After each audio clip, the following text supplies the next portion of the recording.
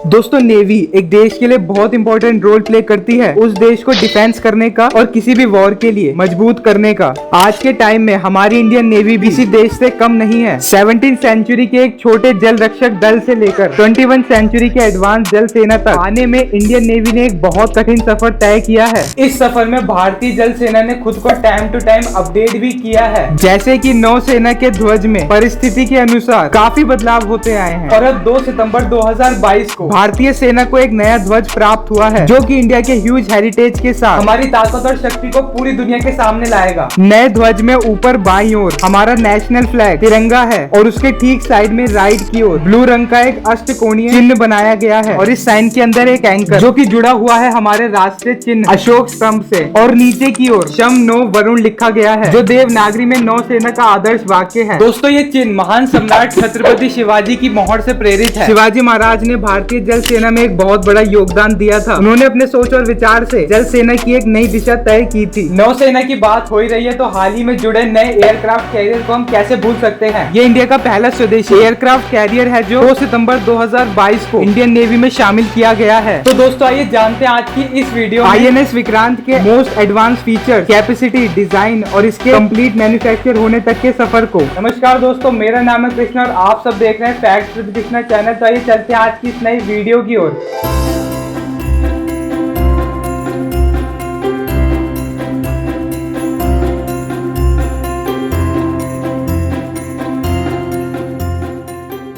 दोस्तों कहानी शुरू हुई थी 1957 में, जब भारत ने ब्रिटेन से एक कैरियर खरीदा था जिसका नाम INS विक्रांत रखा गया और 1961 में इसे भारतीय नौसेना में शामिल किया गया। फिर कुछ टाइम बाद 1997 में इस कैरियर को रिटायर कर दिया था। इसके बाद 28 फरवरी 2009 को एक नए एयरक्राफ्ट कैरियर को मैन्युफैक्चर करने की शुरुआत होती है और 2022 तक इसे कंप्लीट किया गया, जिसका नाम दोबारा INS विक्रांत रखा गया, जिसे 2 सितंबर 2022 को इंडियन नेवी में शामिल किया गया है। ये INS विक्रांत पूरी तरीके से स्वदेशी है, यानी कि पूरी तरह से मेड इन इंडिया है, जिसे कोचिन शिपयार्ड में मैन्युफैक्चर किया गया है। दोस्तों ये नया एयरक्राफ्ट कैरियर पुराने वाले से काफी ज्यादा एडवांस और कैपेबल है। INS विक्रांत 262 मीटर्स लंबा, 62 मीटर्स चौड़ा और 52 मीटर्स ऊंचा है। इसका रनवे 2 फुटबॉल ग्राउंड जितना बड़ा है, जिसपे काफी खतरनाक एयरक्राफ्ट 24 घंटे तैनात रहते हैं, जैसे कि 26 निकोयन MiG-29 के, 4 कोमोव के A31 हेलीकॉप्टर, 2 HAL ध्रुव NUH हेलीकॉप्टर और 4 MH-60 multi role helicopter.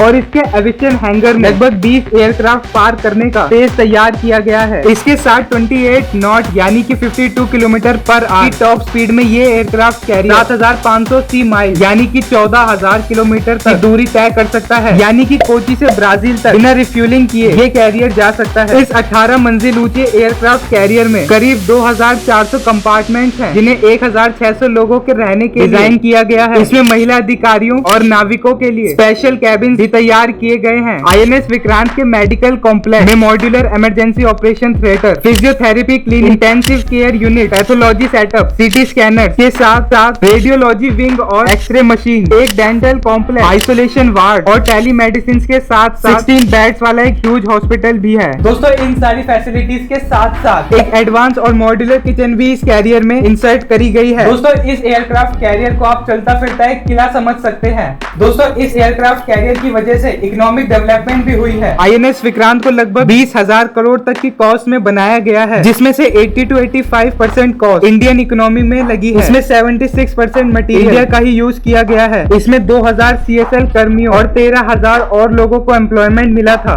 INS Vikrant को नेवी में शामिल करने के मौके पर PM नरेंद्र मोदी जी ने कहा कि भारत नए सूर्योदय का साक्षी बन रहा है। ये वर्ल्ड लेवल पर नए भारत के इरादों की हुंकार है। उन्होंने कहा कि जब विक्रांत समंदर में उतरेगा तो उस पर नेवी की अनेक महिला सैनिक भी तैनात होंगी। जैसे समंदर की लहरों पर कोई दायरा नहीं होता, उसी तरह भारत की महिलाओं के लिए भी अब कोई बंधन नहीं होगा। भारत अब आत्मनिर्भर होने के लिए पूरी तरह से काम कर रहा है। उन्होंने नए नौसेना ध्वज अनावरण करते हुए कहा कि भारत ने इसे अपनाकर अपने सीने से गुलामी का बोझ हटा दिया है। इंडियन नेवी के अकॉर्डिंग INS विक्रांत उड़ान परीक्षण नवंबर 2022 तक शुरू हो जाएगा और 2023 के मिड एयरक्राफ्ट कैरियर को पूरी तरह से शुरू करने की उम्मीद है।